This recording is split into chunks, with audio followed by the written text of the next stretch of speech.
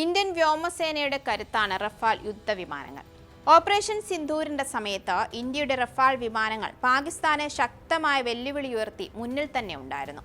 എന്നാൽ ആ സമയത്ത് പാകിസ്ഥാന്റെ പക്കലുള്ള ചൈനീസ് യുദ്ധവിമാനമായ J-10C ഇന്ത്യൻ റഫാൽ യുദ്ധവിമാനങ്ങളെ വെടിവെച്ചിട്ടു എന്നായിരുന്നു പാകിസ്ഥാന്റെയും ചൈനയുടെയും അവകാശവാദം.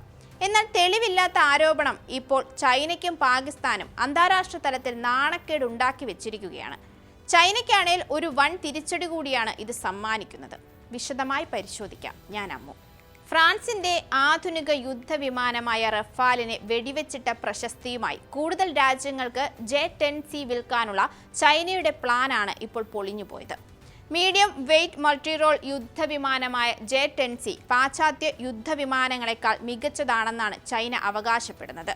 മിഡിൽ ഈസ്റ്റിലും കിഴക്കനേഷ്യൻ ആഫ്രിക്കൻ രാജ്യങ്ങളിലുമാണ് ചൈന യുദ്ധവിമാനം വിൽക്കാനുള്ള ശ്രമങ്ങൾ നടത്തിയത്. എന്നാൽ അവകാശവാദങ്ങൾക്ക് ചൈനയോട് തെളിവ് ചോദിച്ചിരിക്കുകയാണ് രാജ്യങ്ങളെന്ന റിപ്പോർട്ടുകളാണ് ഇപ്പോൾ പുറത്തുവരുന്നത്. പാകിസ്ഥാൻ വ്യോമസേനയുടെ പക്കലുള്ള J-10C യുദ്ധവിമാനങ്ങൾ ചൈനീസ് നിർമ്മിത PL-15 മിസൈലുകൾ ഉപയോഗിച്ച് ഇന്ത്യയുടെ റഫാൽ വിമാനങ്ങൾ ഉൾപ്പെടെ 6 യുദ്ധവിമാനങ്ങൾ വെടിവെച്ചിട്ടു എന്നാണ് പാകിസ്ഥാനും ചൈനയും അവകാശപ്പെട്ടിരുന്നത്. ഇന്ത്യയുടെ SB-021, SB-022 എന്നീ സീരിയൽ നമ്പറുകളുള്ള റഫാൽ വിമാനങ്ങൾ വെടിവെച്ചിട്ടു എന്നാണ് പാകിസ്ഥാൻ അവകാശപ്പെട്ടത്. എന്നാൽ കഴിഞ്ഞ റിപ്പബ്ലിക് ദിന പരേഡിൽ ഇതേ യുദ്ധവിമാനങ്ങളെ അണിനിരത്തി ഇന്ത്യ പാകിസ്ഥാന്റെ വാദം പൊളിച്ചെടുക്കുകയായിരുന്നു. വിമാനങ്ങൾ ഇപ്പോഴും തങ്ങളുടെ സേനയിൽ സജീവമാണെന്ന് വിമാനങ്ങളുടെ ദൃശ്യങ്ങൾ സഹിതം കാണിച്ച് ഇന്ത്യ തെളിയിച്ചു. സ്വന്തം വാദം തെളിയിക്കാൻ വിമാനങ്ങളുടെ അവശിഷ്ടങ്ങളോ റഡാർ രേഖകളോ പൈലറ്റുമാരുടെ വിവരങ്ങളോ പോലുള്ള യാതൊരുവിധ തെളിവുകളും പുറത്തുവിടാൻ ചൈനയ്ക്കോ പാകിസ്ഥാനോ സാധിച്ചതുമില്ല. പിന്നാലെ ഈ വിമാനങ്ങൾ വാങ്ങാൻ താൽപ്പര്യപ്പെടുന്ന രാജ്യങ്ങൾ ഇതിന്റെ പ്രവർത്തനക്ഷമത തെളിയിക്കുന്ന റഡാർ രേഖകളോ മിസൈൽ ടെലിമെട്രി വിവരങ്ങളോ ആവശ്യപ്പെട്ടിരിക്കുകയാണ്. എന്നാൽ നൽകാൻ വിവരങ്ങളില്ലാത്തത് വിശ്വസ്തതയെ ബാധിക്കുന്നുവെന്ന അവസ്ഥയിൽ കാര്യങ്ങൾ എത്തിച്ചിട്ടുമുണ്ട്. പാശ്ചാത്യ രാജ്യങ്ങളുടെ വിലയേറിയ വിമാനങ്ങൾക്ക് പകരമായി കുറഞ്ഞ ചെലവിലുള്ള J-10C വിമാനങ്ങൾ വിപണിയിൽ എത്തിക്കാനുള്ള ചൈനയുടെ നീക്കങ്ങളാണ് ഇപ്പോൾ പ്രതിസന്ധിയിലായതും. പാകിസ്ഥാന്റെ J-10C യുദ്ധവിമാനങ്ങളിൽ നിന്നും പ്രയോഗിച്ച PL-15E ലോങ് റേഞ്ച് മിസൈലുകളാണ് റഫാലിനെ തകർത്തത് എന്നായിരുന്നു അവകാശവാദം. ഇതിനെ ഇന്ത്യയും റഫാൽ നിർമ്മാതാക്കളായ ഫ്രഞ്ച് കമ്പനിയായ ദസോ ഏവിയേഷനും തള്ളിയിരുന്നു. ചൈന ഉപയോഗിക്കുന്ന ചെങ്ഡു J-10 എന്ന വിമാനത്തിന്റെ കയറ്റുമതി പതിപ്പാണ് J-10C. നിലവിൽ പാകിസ്ഥാൻ മാത്രമാണ് ഇത് ഉപയോഗിക്കുന്നത്.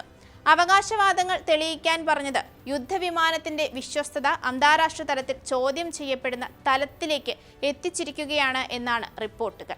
റഫാൽ ഒരു മൾട്ടിറോൾ യുദ്ധവിമാനമാണ്. അതായത് വായുവിൽ നിന്ന് വായുവിലേക്ക്, വായുവിൽ നിന്ന് കരയിലേക്ക്, വായുവിൽ നിന്ന് കടലിലേക്ക് ആക്രമണം നടത്താനും ചാരപ്രവർത്തനങ്ങൾക്കും ഇത് രാജ്യത്തെ സഹായിക്കുന്ന കരുത്താണ്. ഇന്ത്യൻ സേനയുടെ കരുത്ത് വർദ്ധിപ്പിക്കുന്നതിനായുള്ള 114 റഫാൽ യുദ്ധവിമാനങ്ങളുടെ കരാർ ഈയിടയ്ക്ക് ഒപ്പുവെച്ചത് പ്രതിരോധ മേഖലയിലെ ഏറ്റവും വലിയ പദ്ധതികളിൽ ഒന്നായാണ് കരുതുന്നതും.